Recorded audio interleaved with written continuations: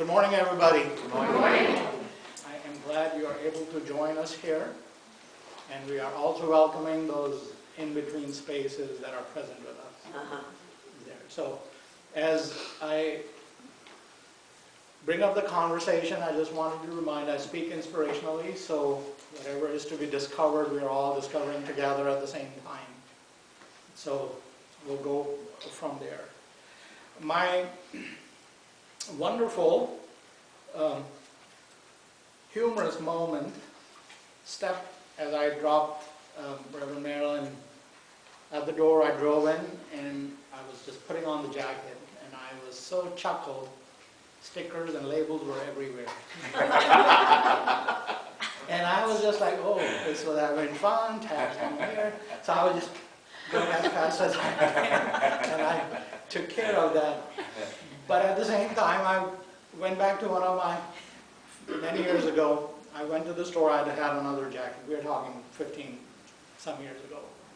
And I pulled up this jacket, it fitted perfectly for me. And I was just wonderful. It was a straight shot, I didn't have to look much. And I looked in the pocket, there was a ticket from a funeral service. So, the immediate thought of the logic was somebody took the jacket, they attended the service, they brought it back, returned it, and the store just put it back. They didn't go through it. So I had the funeral home service ticket. I was well ingrained in my spiritualist journey at that point. So part of me, like, it was mine to have, and I brought it. I think I still have the ticket somewhere in my stack of collections. So while I was doing that, I was just going through them, that memory just flashed back while I pulled out the memory of my hand. But that is the love of Spirit, because they just put us in some circumstances and positions where we have to just make the best of it. And that's where it is. So Wednesday is a very important day in our humanity. It's called the Valentine's Day. But I'm not going into that, but still the motive of the conversation is for the love of spiritualism, or for the love of Spirit. I feel just about everybody that sits here has that sense of awareness. For the love of Spirit, we are here. We're not here for anything more, anything less, but the profoundness of connecting with the afterlife or the continuity brings us here. And other spiritualist organizations hopefully are operating under the same creed as for the love of spiritualism. So, how is your journey within your awareness of the afterlife, or the life continues after death? And that's the sense of my aha rotates in that, right? There has also been a saying, or the phrasing I heard, a lot of us mediums, we get so hooked into being on the other side that we forget to be on this side. And that, for me, I have witnessed that through my interactions with others, but at the same time, still, for the love of Spirit, we are in the space where we are, right? There has also been a passing thought for understanding life is always moving and changing. It's always rotating in some fashion, even if it feels stalled or lingering, it still has a subtle, subliminal movement to it. And as we progress through that, we find our taste buds more engaged with our work here. So, if you have any amount of giftedness in you, I hope you are allowing it to be nurtured as best possible within your circumstances.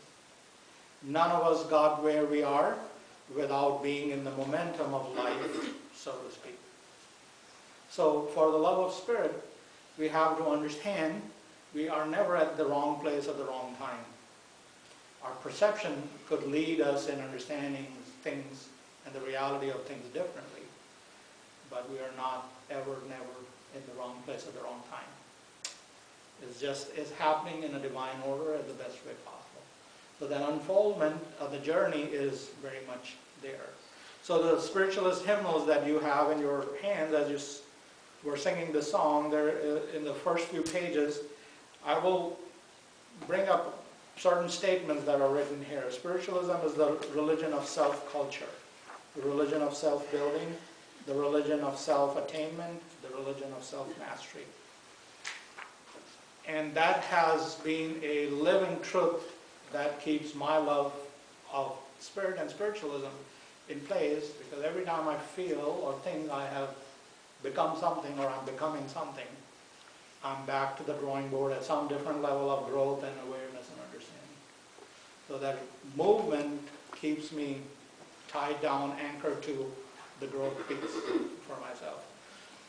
But if you think about it in terms, at the core of all of us, we are seeking that sense of love within ourselves.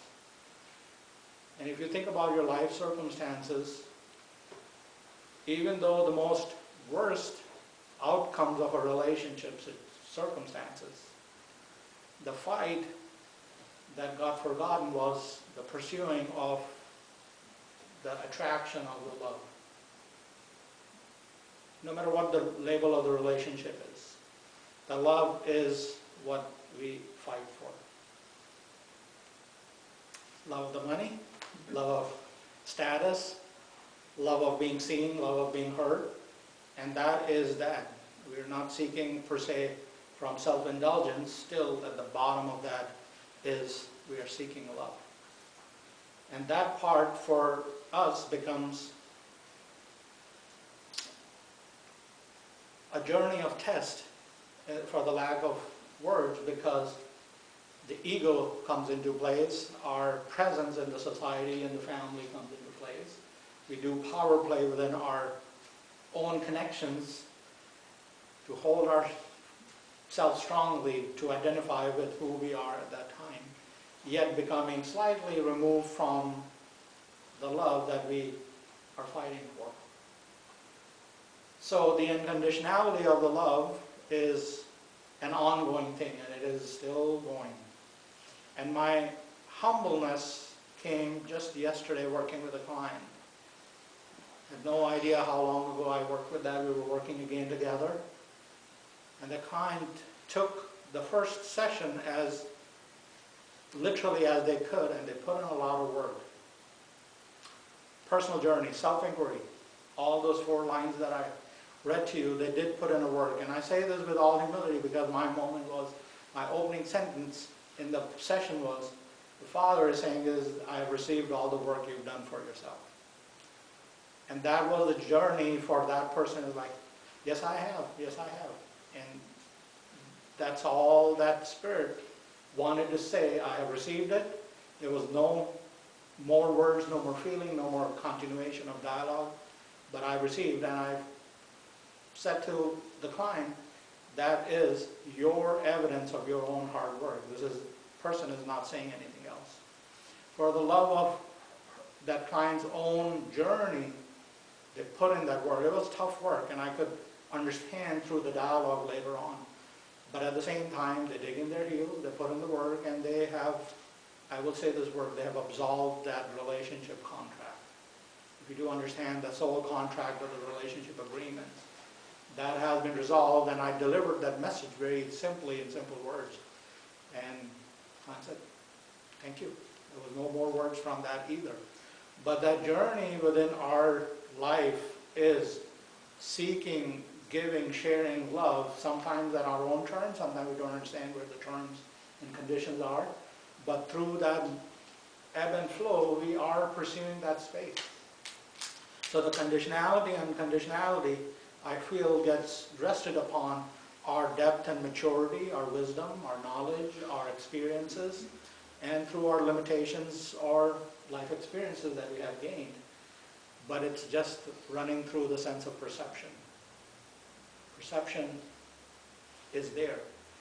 What we take that perception and change it into the perspective of what we have to use it thereafter, oh, that's a big click there.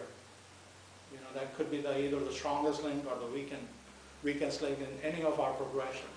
The perspective we give through what we understand from our perception. You know, that could be thing because we deny ourselves the possibilities sometimes that can bring that love in a most unexplainable ways to us to experience it, right? And the part of that journey through that is, where are we in the big scheme of things? And you know, everybody to each their own, and everybody has their journey. But at the same time, even if you think about it, wherever the most frictional places have happened in your lives are somewhere that undertow, undercurrent is we are pursuing to have that love for that. Even the burnout of the work that you do, that you're passionate about, you will feel the burnout. Perhaps the pressure of life, perhaps doing things too aggressively, too much, not finding the balance of it. But at the same time, the undertow is there. I'm still running through love. Perhaps I've gone too far away from understanding that passion is slightly removed from the place that I came from in the beginning. So that space is always there. So our pioneers, and we're not going to talk about pioneers from modern day spiritualist perspective. We'll talk about pioneers perhaps in an unimaginable, undocumented space of whoever had the first sense of spirit experience. And spirit only knows when that was, right? What would have they gone through that? And if their consistency led them to their own sense of accuracy, perhaps the life was different, the structure of religion, faith, community was set up differently. So if our tribe and community supported that nature of work, it grew. Others had to hold it back till they stepped out in their own courage and their love for their abilities. But that toe was there. Anybody that has pushed the boundaries of achievement, they have to be hardened by some circumstances, or they had to be persuaded within their own love for that. So I know a lot of people that are good at something that they have no desire to be with, but they're excellent at what they do. But that's their hardened, learned behavior space. And there are so many people that have honored their love for a certain value of life, and they've pursued that. And I would like to say, wherever, no matter what station you are, I hope you sit down between now and Wednesday to find the love that runs through you. Because in our society and times, that word has been so diluted by only one aspect of value rather than everything that it stands for. So finding that conditionality, recognize it, finding the unconditionality, recognize it. Ram Dass was quoting, I hope most of you know who Ram Dass is. He was quoting, the thing is, if you have an unconditional love, and I say to you, let me take your life. And he said, no, it doesn't work that way. That defines their boundaries, and I'm paraphrasing him and his say. So he says, everything has a parameter. Most everything has that boundary, because if there is such thing as unconditionality, one would not care. One would not have that sense of this or that.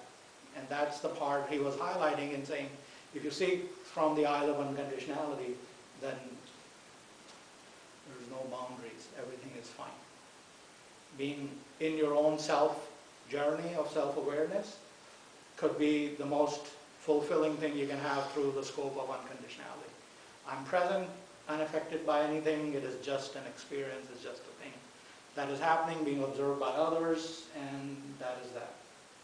So his dialogue within that was about how do you get to the point of deepening your love for your own spirit and for your own sake. And it was a profound lecture of that in the whole 2 hours that he spoke of. But my wonderment was, it's hard to achieve that space, especially when we have been nurtured through the scope of rights and wrongs, do's and don'ts, too much and too little. So we have sort of conditioned ourselves to have only limited sense of boundary, where we are boundless from the state of our conception. We came from that boundless spirit space or the soul space, came into this experience to be boundless again over time, yet we go through on our numbers of years through that scope of sense of limitedness is there. So if you are coming back to the central point of conversation, for the love of spirit, nobody's saying whose spirit, for the love of spirit, how are you allowing yourself to grow into your own journey and your own space? question that I feel we all should ask ourselves time to time. And in between, there's a lot of work to be done. So just like you, I have my moments and I have my expression, but mostly my expressions are within myself or in my own sense of privacy. That doesn't mean I'm greater or lesser than anybody else. But what I get to observe within myself is most often to be able to step away from that emotional aspect of me and come this way, like what's going on there, Joy? What are you trying to accomplish? What are you trying to perceive through that experience? And then I get to observe me playing with that thought and just trying to get bounced between those things that I'm trying to resolve or learn or understand. But I become an observer within my own reality of what I'm going through. And that part is, I feel, has taught me so many things. And I have grown into my own love of spirit through that space, because that divine space allows me a point of observation, neutral, not affecting me. I can just see myself bouncing between my own walls. And that becomes sometimes very entertaining, and sometimes it is just like, oh, well, here you go again. But that's just what life is all about, you know, that self-inquiry or the self-journey. I feel we do realize in our retirement ages, but it is available from the day we attain our cognitive consciousness. So that being said, for the love of spirit, so my journey into spiritualism gets interesting just about every passing day, right? So if you understand about actors or their life, they're very fragile individuals, because it's about their life is about recognition. If their work they don't get recognized, they feel out of sorts. And it's everything. If you have been a teacher, if your way of teaching doesn't go well with your recipient students, you're squirming within yourself how to make things work. So something is always one off feeling is there, no matter what we do. And I will share this very simply. Every time I sit back and wonder, am I still doing where my heart belongs, or am I still serving the world of spirits with my intent that I started 20-some years ago? And anything that becomes a question, that friction, once again, that space, like, oh, you're playing again with that box. Oh, and believe you me, there's a moment's notice, there's a message that comes through, there's somebody sends a little note saying, 5 years ago this happened, so there's a little constant reminder there. Keep doing what you're doing. Don't worry so much about the outcome as it is happening. Somewhere it has a purpose in the big scheme of things. And I will tell you, the heart becomes so gentle within that part of the process, like, okay, it's not my place to judge my own work. And a part of that is we are very self-critical of ourselves. I think everybody is. And that experience of feedback that gets provided, I didn't ask for it. I was questioning myself, but somebody somewhere heard and said, oh, he needs a little nudge, or he needs a little boost up. So they send those inquiries, but at the same time, that part deep in saying, keep doing what you're doing. And as long as that return is in somebody's best interest, which most likely is in our work, all of our work, we can step away from that critical approach of what is right, and then I don't get to define what is right. Then I'm only in the act of sharing that space. So going to the work into the world of spirit does require your own understanding, your own grip and depth of love. It doesn't say what you need to understand, it doesn't say how you need to understand. You somewhere have to have that sense of love. Otherwise, without that, you would not understand grief and hurt. You would not be able to perceive those layers that revolve around life and death and loss and grief. So that love has to reside parallelly no matter where you are, what you're doing. Especially when it comes to working through the process and the windows and doors of grief. You have to keep that in mind.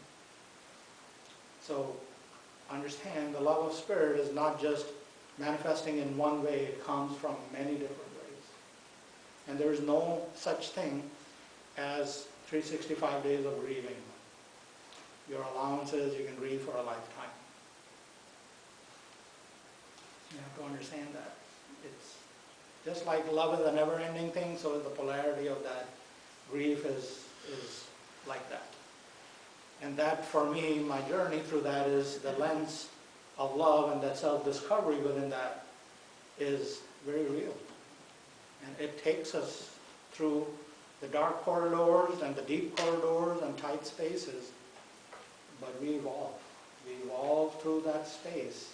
And there's no harm in being vulnerable within your own skin, in your own space, to say, I'm okay here. And that's another version of the true love of Spirit is, no matter where you are, no matter what the circumstances is, I'm in the grace of Spirit, I'm okay where I am.